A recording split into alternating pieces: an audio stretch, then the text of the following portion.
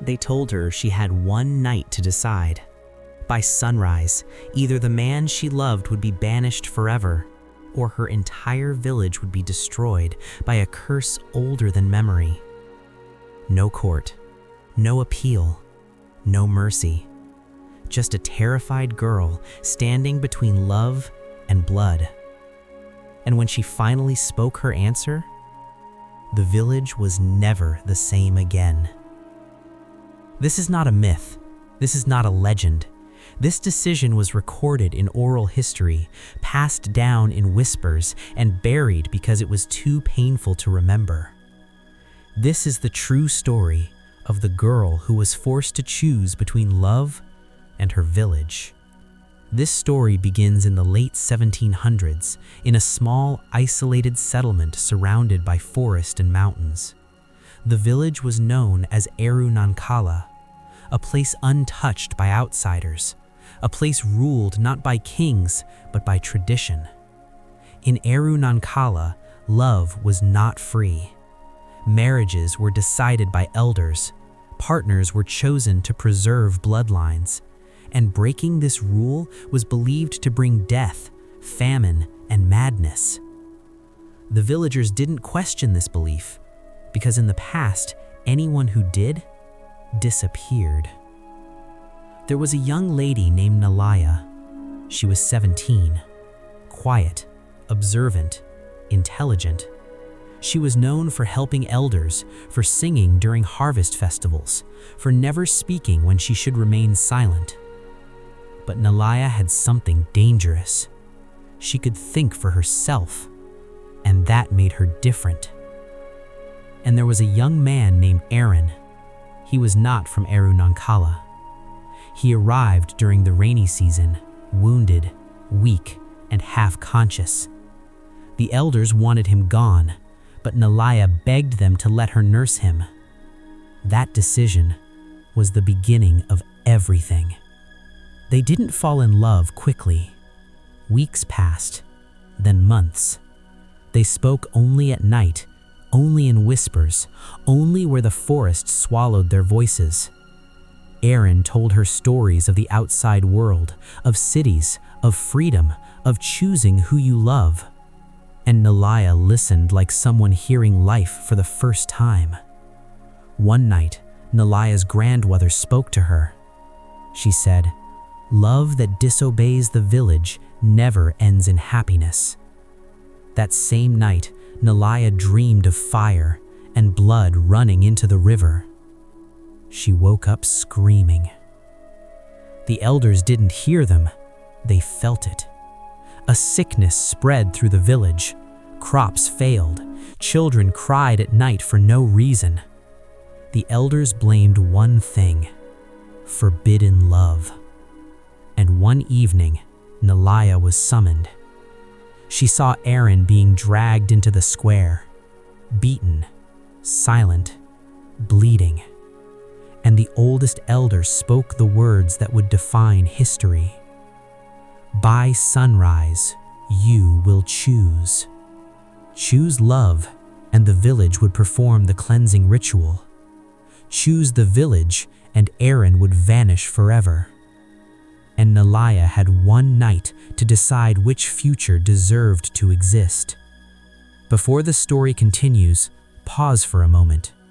If stories of forbidden love, tragic choices, and lost history move you, like the video so this story can reach others. Subscribe to Echoes of Forbidden Love because the next part of this story is darker, more painful, and unforgettable. And tell me in the comments, what would you choose, love or your people? That night, the village of Nankala did not sleep. No drums, no laughter, no fires burning for warmth. Only silence, the kind that presses against your chest and makes breathing feel loud. Nalaya sat alone inside her mother's hut. A single oil lamp flickered beside her, casting shadows that crawled across the walls like living things. Outside, she could hear the elders murmuring, not arguing, not debating, preparing. because in Eru Nankala, once the elders spoke, the decision was already half made. The rest depended on her. Earlier that evening, the oldest elder had explained the choice with terrifying calm. No shouting, no anger, only certainty. "If you choose the stranger," he said, "the village will cleanse itself." Cleansing meant a ritual older than memory, a ritual meant to remove spiritual contamination. No one said what that contamination was, because everyone already knew. Then he said the other option.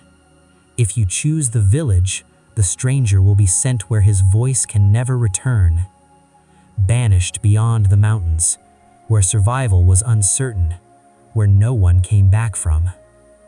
Either way, someone would be lost." Nalaya pressed her palms together so tightly her fingers ached. She tried to pray, but the words wouldn't come. All she could think was, how can a choice destroy so much? She wasn't choosing between right and wrong. She was choosing between two kinds of death, and she was only 17. The hut curtain moved. Her mother stepped inside. She didn't sit. She didn't embrace her. She just looked at Nalaya the way people look at someone they're about to lose. Finally, her mother spoke. "You have shamed us," she said softly. Not cruel, not loud. That made it worse. Then she added, "But you are still my daughter." Tears filled her eyes, but she did not let them fall. "If you choose him, the village will never forgive you, and neither will history." Then she turned and left. No goodbye. Near midnight, Nalaya did something forbidden. She slipped out of the hut. She avoided the fire circle, avoided the elders' shadows. She moved through paths only children and lovers knew, until she reached the storage hut. And there, she saw Aaron, tied, bruised, but alive. When he saw her, his eyes widened, not with fear, but with relief. "You came," he whispered. That broke her. They spoke quietly, urgently. Aaron told her something he had never told anyone before. "Where I come from," he said, "love is not a crime." He told her she could leave with him, tonight, before sunrise. He knew paths through the forest. He knew how to survive. "You don't owe them your life," he said. "You didn't choose to be born here." Nalaya listened, and for the first time, she imagined a world beyond fear, a world where her name belonged to her. Then Aaron said something that froze her blood. "They won't let me go," he said, "no matter what you choose." She stared at him. He explained. The elders had already prepared the ritual ground. They feared the curse more than truth. "Your choice," he said quietly, "is not really a choice." Either way, they planned to erase him. Nalaya staggered back. Everything the elders said about honor, balance, tradition, it was a lie. The village wasn't asking her to decide. They were asking her to take the blame, so history would remember her, not them. A horn sounded, low, deep, the call before judgment. Nalaya stood alone as the sky began to pale. She realized something terrifying. No matter what she chose, she would never belong anywhere again. Not with the village, not fully with Aaron. She had already crossed a line that could not be uncrossed. 10. The decision forms. Cliffhanger. As the elders gathered, as the villagers formed a circle, as Aaron was dragged forward, Nalaya stepped into the center. Her heart pounded so loudly she thought everyone could hear it. The oldest elder raised his staff. "Speak," he said, "and let the ancestors hear." Nalaya opened her mouth, and the world seemed to hold its breath. Narrator, low, intense. What Nalaya chose next would save one life and condemn another. And when the ritual began, there would be no turning back. If this story has pulled you in, like the video so it reaches others who love forbidden histories. What Nalaya chose next would save one life and condemn another. And when the ritual began, there would be no turning back. The village gathered before sunrise, men, women, children, all standing in a wide circle around the ancient clearing, a place no one entered unless tradition demanded it. In the center stood a stone platform, darkened by age and memory. This was where vows were sworn and where sins were erased. Nalaya felt hundreds of eyes on her, but none of them truly saw her. They saw a problem, a threat, a name history would blame. Aaron was pushed forward. He stumbled but did not fall. Even now he stood with dignity. That terrified the elders. The oldest elder raised his staff. "Ancestors of Aru Nakala," he declared, "we bring before you a corruption of balance." He gestured toward Aaron. "A love not chosen by blood, a bond not approved by tradition." The villagers murmured. Fear spreads faster than truth. Then the elder turned to Nalaya. "Speak your choice." Her throat burned. She knew the truth now. The village had already chosen. Nalaya stepped forward. Her voice shook, but it did not break. "You said I must choose," she said, "but you never intended to listen." Gasps rippled through the crowd. No one spoke to elders that way. "You fear curses," she continued, "but you are the ones creating them." The elder's face hardened. "Choose," he repeated, and Nalaya understood something devastating. Truth had no power here. Before she could speak again, another elder stepped forward. He carried a small carved object wrapped in cloth, a relic, one used only when the outcome was already decided. Nalaya's heart dropped. They were activating the ritual before her choice. This was the betrayal. The village never needed her decision. They needed her silence. Aaron looked at Nalaya and smiled, not a happy smile, a goodbye. "Listen to me," he said calmly. "Do not fight them." The villagers shouted for him to be quiet, but he kept speaking. "You will live," he said, "even if I do not." Tears streamed down Nalaya's face. She shook her head violently. This was not how it was supposed to end. The drums started, slow, heavy, unforgiving. The elders chanted words so old their meanings were forgotten. Smoke rose from burning herbs. The air thickened, not with magic, but with belief. And belief is powerful. Nalaya felt the crowd pulling away from her.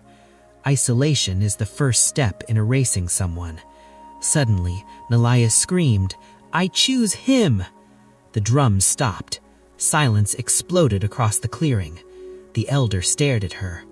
Then he smiled, a small, cruel smile. "Then the village is cleansed," he said. And that was when Nalaya realized the truth. Choosing Aaron did not save him. It condemned him officially. The elders announced, "The girl has chosen. The contamination will be removed." The villagers nodded, relieved. They believed justice had been served. Aaron was untied. For a moment, Nalaya thought, they're letting him go. But instead, they turned him toward the forest path. Not the banishment route, the sacred path. No one returned from there. Nalaya ran forward. She was restrained. She fought like a trapped animal. "You lied," she screamed. "You lied to all of us." The villagers looked uneasy. This wasn't how justice was supposed to sound, but fear is louder than doubt. Aaron turned once more. He locked eyes with Nalaya. He placed his hand over his heart, and then he disappeared into the trees. The drums resumed, faster now, as if noise could erase guilt. The elders announced the ritual complete. The village was safe, but no one celebrated, because something had shifted, something unseen but permanent. Nalaya collapsed to the ground. Her scream faded into sobs, and with that sound, the old Aru Nakala died. The village believed the curse was lifted, but they were wrong, because curses don't begin with love, they begin with betrayal, and what followed Nalaya's choice would haunt Aru Nakala for generations. The sun rose over Aru Nakala as it always had. Birds returned to the trees, smoke rose from cooking fires, children stepped outside their huts. On the surface, everything looked normal, but the village felt wrong, too quiet, too careful, as if everyone was waiting for something to happen, or afraid that it already had. Nalaya did not leave her hut. She lay on the floor, eyes open, staring at nothing. No tears, no voice. Grief had gone deeper than crying. By midday, the elders had already begun reshaping the truth. They told the people, the girl chose wrongly, but the ancestors accepted the sacrifice. They never spoke Aaron's name. He became the stranger, then the contamination, then the thing that was removed. This is how history begins to lie, slowly, politely, with confidence. And most people accepted it, because believing the elders meant they were safe. Days passed. Nalaya stopped speaking. She stopped eating. She walked the village paths like a shadow. People moved aside when they saw her, not out of anger, out of fear. She reminded them of what they had allowed. Children whispered that misfortune followed her. Mothers pulled their sons away. She was alive, but no longer belonged to the living. 1 week after the ritual, the river changed. Fish floated to the surface, eyes clouded, bodies stiff. The elders said it was seasonal, but the oldest women remembered. This had only happened once before, during another forbidden love.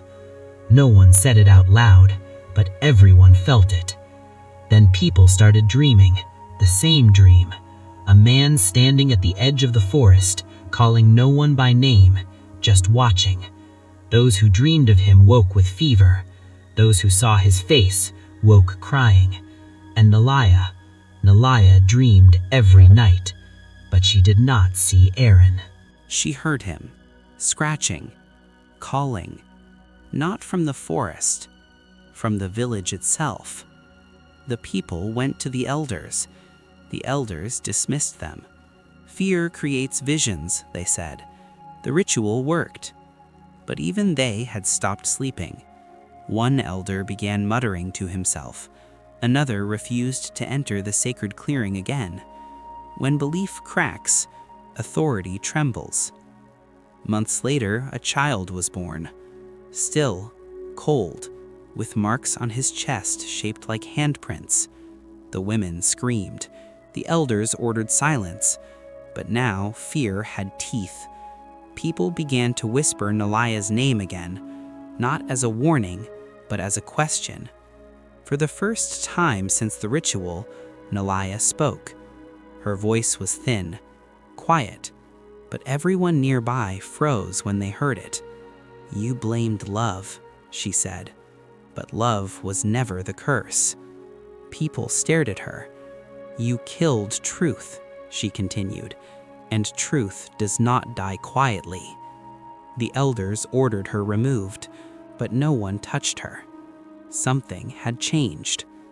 That night, one of the elders came to Nalaya's hut, the one who had carried the relic. He was shaking. He told her the part of the ritual never spoken aloud, that the sacred path was not banishment, it was execution, a death meant to appease fear. And Iran had known. He had walked willingly to spare Nalaya's life. The elder wept because the ancestors had not answered. The forest began to creep inward. Paths vanished. Hunting parties returned lost. The boundary between village and wilderness blurred. The elders called for another ritual, but no one came, because now the people understood you cannot cleanse guilt with ceremony. Aru Nakala had tried to erase love. Instead, it erased itself, and Nalaya, the girl who had been forced to choose, was about to make one final decision, one that history would never forgive. By the next season, Aru Nakala was breaking, not all at once, but in quiet ways that could not be reversed. Families left in the night. Fires burned where no huts stood.